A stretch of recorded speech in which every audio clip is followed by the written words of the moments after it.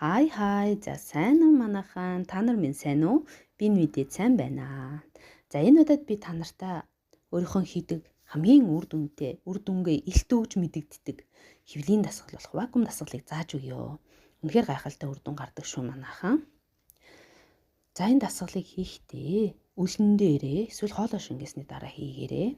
Үлэн дээрээ хийвэл илүү үр дүнтэй байдаг. За амьсгалаа сайхан аваад өгнө. Хамраараа эхлээд тийм ээ.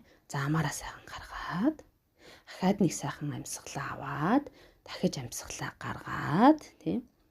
За тэгээд одоо дотор ходоод гидсэн дотор ч ямар ч амьсгалгүй болсон вакуум болсон үед нь татна, сорно гэсэн үг. Одоо нуруулууга ходоодоо сорно. Эхэндээ ихэд бол хэцүү байдаг. За нэг тууштай нэг 7-10 хоног хийцэн бахад тавгасаа сурна.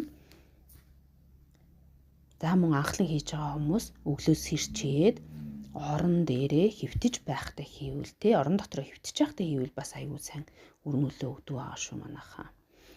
За тэгээд нэг удаа хийхдээ 3 оролцоотойгоор 5-аас 10 секунд барихад бол хангалттай.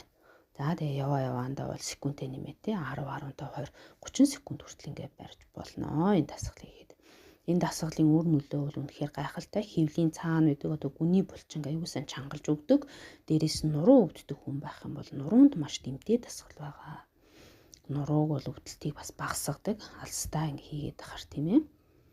За ийм гайхалтай үр дүнтэй дасгал байна. Та нар минь ингэ сайхан хийгээ сурчих юм бол гоё 100 гэхэд гоё хавтгай гидстэй болох нь байна. Энэ дасгал бол шууд ер нь өөхийг бол шатаадгүй.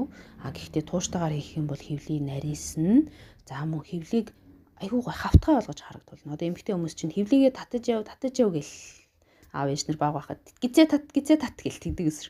Тэрэн шиг ингээд гой хавтгай хөвлийтэй болгоно манайхаа. За тэгээ та нартай амжилт хүсье. Бүгдээрээ хичээгээрэй.